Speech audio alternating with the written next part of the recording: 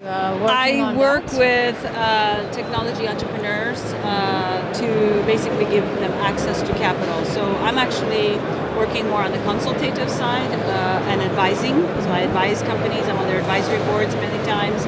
And we work on helping them raise funds in Silicon Valley, yes. The women founder thing is a special passion of mine. I'm a two-time female founder myself. I've done 2 tech startups in my past. And so my passion is to open up more lanes in terms of access to capital. So I think of it sort of like a highway.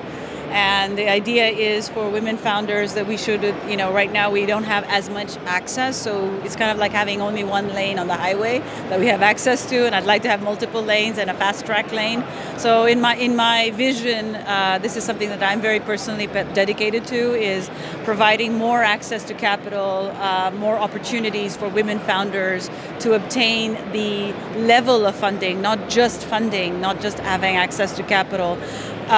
I see a lot of issues with women founders not having enough access to capital, or even if they're able to raise some amount of capital, it's not to the size that it needs to be. And so the idea is to extend the runway for women founders. I think that for a founder, I think what I'd love to see women founders is be willing to take more risks. I want women to be much more risk friendly. To embrace risk, to be unafraid of failure, because we learn failing forward, if you will. I think the importance is to keep learning through the process. The other thing is to think big. I think we kind of look at how perfect something has to be, and we've got a great vision, but if it doesn't quite work out, we might need to be a little bit more flexible in terms of how we navigate that process. So my advice to women founders is A, to embrace risk, B, to think big, C, to figure out kind of as you navigate forward through the process and saying it's okay not to have all the answers. That's the other thing that I see women sometimes struggling with, is that they want to have all the answers, and life isn't perfect, and this whole entrepreneurial journey is uncertain. But I think with that uncertainty or ambiguity, there is a way that you can find that path forward. It's part of that agile thinking that we talk about in entrepreneurship. And I think that, as a woman founder, we do bring a very unique perspective in terms of the products and the ideas that we develop. Some of my colleagues on the panel that I spoke with earlier at 4YFN were talking about this, where, we need more women-founded solutions to the problems that we have in the community. So if we're trying to solve interesting problems, the perspective we bring as female founders, I think our thinking is also very important and is very unique. So I'd like to see more of that. I think you cannot start early enough. I mean, I think I'm very fortunate in the sense that I live in Silicon Valley. Entrepreneurial thinking is all around us. So we see, as even our children, I have two boys, but I think that kind of thinking is sort of ingrained in their heads right from the get-go, if you will. They're surrounded by it. So we're very fortunate to live in that kind of an ecosystem. But I think that, if we're going to support the next generation women founders, we can't start too early. So I think we need to encourage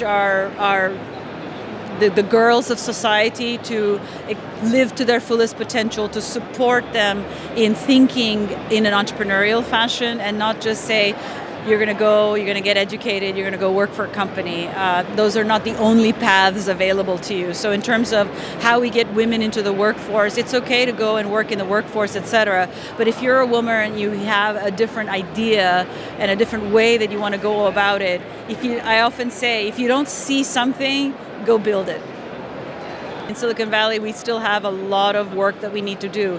There is still a great disparity between where we would like to see and be and where we are today. 3 to 7% of female founders get funded. That's still a very small amount. Depends on which report you read. The more optimistic number is 7%. I think the more conservative number is 3%.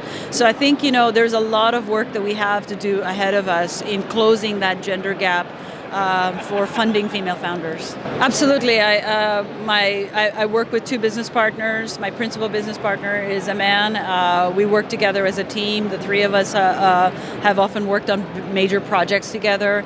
Value them, they value me, and I feel very much at home working with them. And they've been some of my biggest supporters and champions in the things that I want to work on, particularly on the female founder side. So I do feel very fortunate to be in that position, but it hasn't always been the case. So even when I'm working with them, sometimes we're in dialogue with other people, and there are situations that are very subtle or nuanced, or sometimes not so subtle, when they just look at me and go, did that just happen?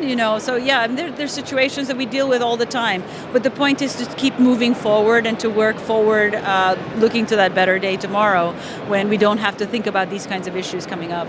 As a person working in the global fundraising scene, I think Barcelona has a lot of potential. I think there are a lot more programs that need to be in place. It's still a very young ecosystem when I look at it as an ecosystem. So I think there's a lot we can do to help the ecosystem grow. I look forward to being a part of that process. I would welcome an opportunity to build that bridge, a stronger bridge to the global ecosystems, to help the ecosystem here grow. I have worked with Spanish founders as well from Barcelona. But I think, there's a lot of potential here. But for women, I think we need to create better roads as well. There is a need, and I feel the need every time I come back here and I speak with women from Barcelona. They're all, we're all saying the same thing.